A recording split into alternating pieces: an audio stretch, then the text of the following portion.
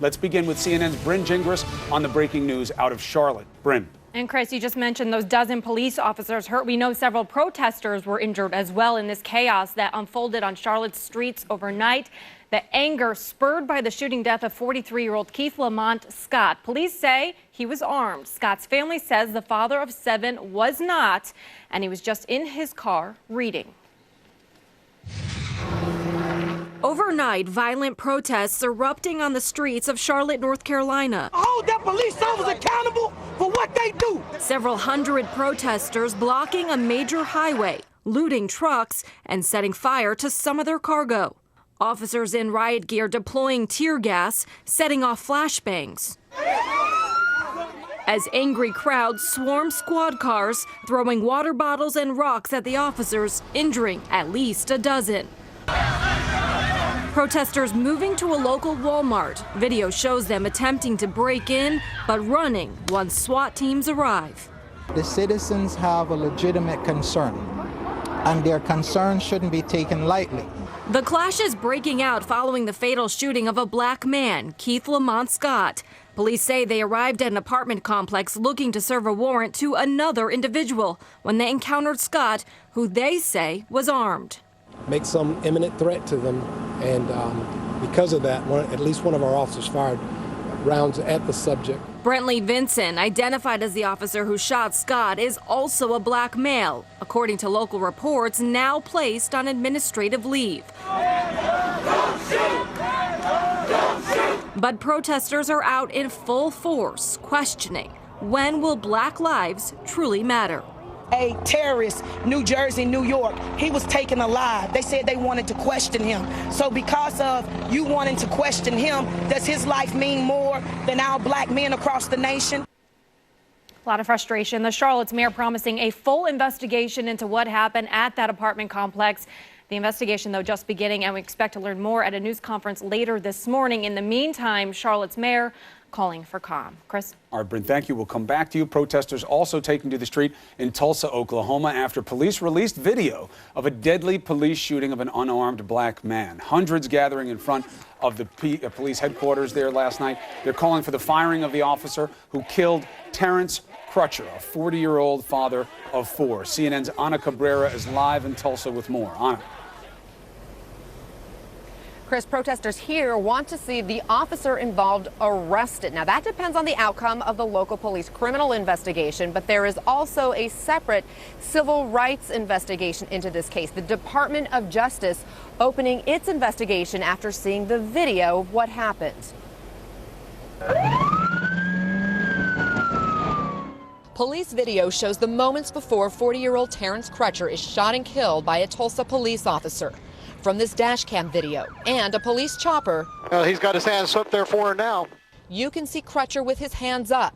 Tulsa police officer Betty Shelby follows with her gun drawn as Crutcher walks back toward his SUV that stopped in the middle of the road. This guy's still walking and following commands. 3 other officers respond, standing between Crutcher and the dash cam video. But in the helicopter video, it appears Crutcher drops at least one of his hands when he gets to his vehicle. Not for taser, I think. But you don't see what Crutcher is doing as he is shot. The helicopter is circling around at that moment. That looks like a bad dude, too, to be honest with you. Crutcher falls to the ground. Shot and tased. There was no gun on the suspect or in the suspect's vehicle. Crutcher was unarmed, but Officer Shelby's attorney, Scott Wood, says she didn't know that. Wood says Crutcher was not responding to Shelby's questions and ignored multiple commands. Police now say the drug PCP was found inside of Crutcher's car. Attorneys for the Crutcher family say they're looking into that, but say no matter what, police mishandled this situation. Did him being a big black man play a role in her perceived danger? No, him being a large man perceived a role in her being in danger. She's worked in this part of town for quite some time. And, you know, just the week before, she was at an all-black high school homecoming football game. She's not afraid of black people. Shelby is now on paid administrative leave. While police and Shelby's attorney say Crutcher was reaching in the window of the car when she fired, video of the incident appears to show the driver's window is closed. That looks like a bad dude, too. That big bad dude was my twin brother. That big bad dude was a father. That big bad dude was a son. That big bad dude was enrolled at Tulsa Community College, just wanting to make us proud. Now, the family is calling for police accountability in this case. We're also seeing a swell on social media joining the call for police officers to be held accountable nationwide, with everybody from politicians to sports stars weighing in on this issue using the hashtag Terrence Crutcher. The local police chief, Chuck Jordan, vowing to have a transparent and very thorough investigation, saying, quote, "We will achieve justice, period." Chris, Allison. Anna, thank you very much for all of that reporting. Joining us now is Terrence Crutcher's family, his mother, Leanna, his father, Reverend Joey, and his twin sister, Tiffany. Also with us are their attorneys, Benjamin Krupp and Demario Solomon Simmons. Thanks to all of you for being here. I know how hard this day is for you, and we're so sorry for your loss. Mrs. Crutcher, have you watched the video of what happened to your son? Once. What do you see in that video? I see Terrence walking toward his SUV with his hands raised high over his body, and then all of a sudden he falls to the ground. Yeah. We can imagine how painful it is to be watching those moments. Reverend Crutcher, how do you explain what you see in that video? The video was released, I think, on Sunday, and the first time I was able to watch it was on Monday, and I lost it. It's the most devastating thing that has ever happened to me in my life. Of course. Mr. Krupp, the police say that they believe Terrence was reaching for something in the car when they shot him. I know that you have said that you can prove that's not true. In fact, at a press conference, I believe we have this, you held up a photo that you say showed that he couldn't be reaching for something. Watch this moment. It is very clear, even when we just try to bring attention to simply the window, you can see that it is completely up and there is blood going almost to the top of the window. So, Mr. Krupp, you think that that evidence shows that the window was up, he couldn't have been reaching for anything. The police say he wasn't following their commands. What do you think was going on in those final moments? I think that the police are trying to figure out a way to justify blaming Terrence Crutcher for his own death, Allison. When you look at that video, don't take our word for it. Look at the video. You can slow it down. We have technical experts that can enhance the video, and it clearly shows, and I'm sorry for this, y'all, that there's a streak of blood coming down from the window, coming down on the car, and then coming to where his body is resting with his hands up still. And it shows that it all is contemporaneous. Look at that video. It is all the evidence we need. We need not consider anything else but what our eyes show us. Tiffany, Terrence, you and Terrence are twins. We're watching an aerial footage right here of police in a helicopter who were over the scene, and there are snippets of audio of that chopper pilot and the other officer, and I just want to play a second of that for you and for our viewers of what they were saying. He's got his hands up there for her now. All right, there's more. Mike, I'm going to hit the recorder. This guy's still walking and following commands. Not for taser, I think. Got a feeling that's about to happen. That looks like a bad dude, too, to be honest with you. Okay. Tiffany, when he says that looks like a bad dude, too, what do you see and hear? I hear someone who was paid to protect and serve us, prejudging my brother. He didn't know my brother at all. And I have so many friends who are officers of the law, and they stand with us, and they say that's not representation of who our public servants are supposed to be. And it just validates what we've been angry about, what we've been confused about, what we've been hurt about. Because he looks like a bad dude. What does that say to you? It says that anyone who's big in stature or may have brown skin, it just seems like they automatically criminalize or demonize or say, hey, you know, we're going to get you. I mean, I'm really sad. And I have friends who have young boys and they're afraid to go to driver's ed. They don't want driver's license. They're afraid, and that saddens me. I mean, you want them to know that your brother was not a bad dude. He was a father and a brother and a son. He was all of that. On last night, I've been flooded with love and support from people all around the world, from all different backgrounds, all different cultures, and one that really broke me down and really touched my heart was one of his professors at Tulsa Community College who said Terrence was in my sociology class last fall. He never missed a class. All he talked about was his children, and his final presentation that he did was on Christianity. And she said her heart breaks and she's gonna miss him, and I lost it. And so that big bad dude mattered. He truly mattered. And yet, Mr. Krupp, the police say that he wasn't following their instructions. Maybe he told them to stop, maybe they told him to stop, maybe they told him to get down. They said that's what caused them concern, to either of you, that he wasn't following instructions. And police probably would have said, get down, don't go to your car. Why wouldn't he have followed those instructions if that's what was issued? Well, what we do know, we don't know what was said because there's no audio, but what we do know is that we have a video that does not have a political affiliation, does not have an ulterior motive. We have a video we can clearly see. We don't have to explain it.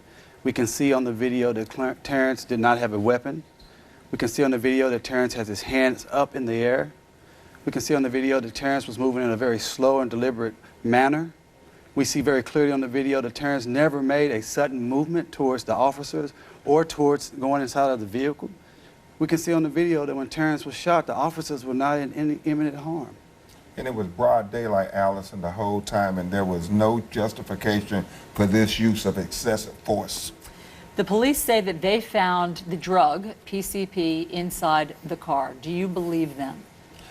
We don't know what they found in the car. We will take it at their word because they got all the quote-unquote evidence in their custody. They say they're going to be transparent. This is an opportunity for the leadership to be transparent so they can build a trust with this Tulsa community that maybe can be an example, Allison, for communities all over America. We see what's happening in Charlotte. We saw what happened in Sanford, Florida when Mike Brown has his hands up. We see what happened in Tamir Rice in Cleveland. And when you're not transparent and the community feel they cannot trust you, then we have terrible things that happen in our communities. Would that change the equation for you if there were PCP in the car and if that meant that somehow he was debilitated by having taken a drug somehow? Allison, you look at that video and nothing in that video justifies them using excessive lethal force on him. And if we're going to start declaring the death sentence to anybody that has drugs in their system, where they're going to go to a lot of communities, not just our community, and God help America. Tiffany, you and your brother, your twins, as I said, you just celebrated your 40th birthday a month ago, and on that day he told you that he was looking forward to the future and what his plans were. Yes.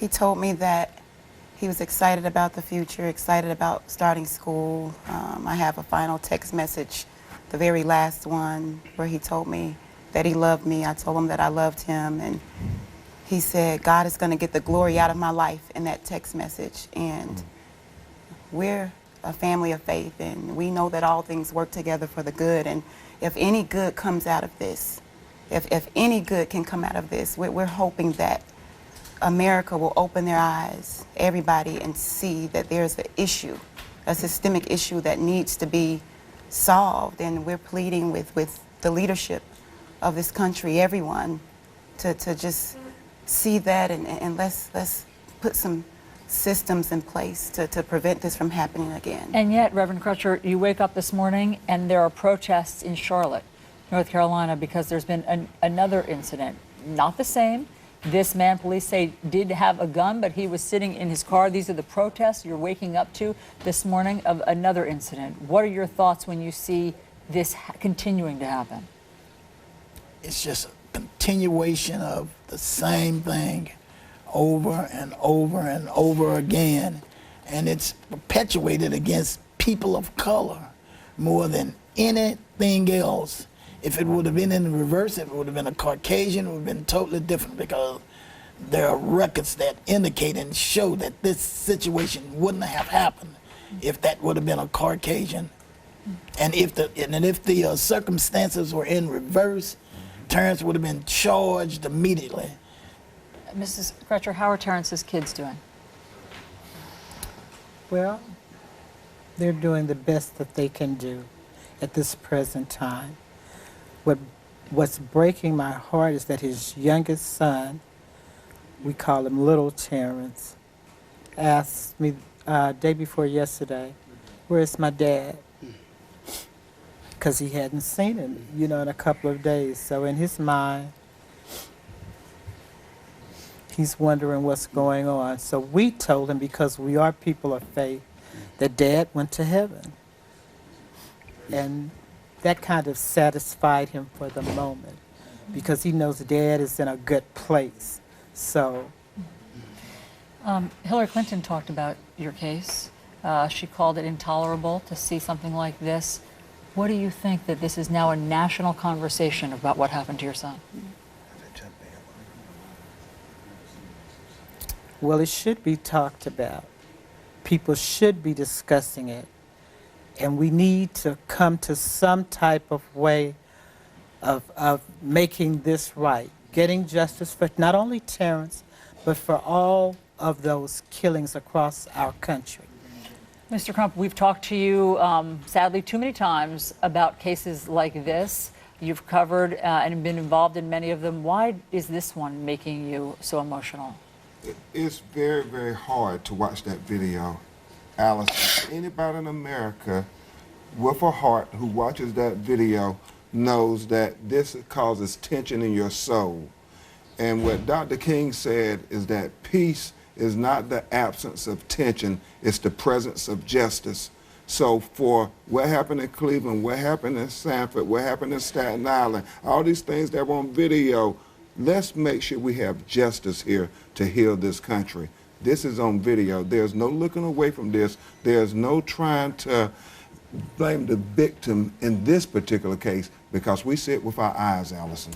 Our thoughts are with all of you this morning. Thank you for coming in and sharing your very personal, painful story so that you can continue this conversation. We appreciate you being here on New Day. Thank you. Coming up in our next hour, we will hear from the other side. We'll hear from the attorney for the officer who pulled Terrence Crutcher over. That person will join us live, and we'll be right back.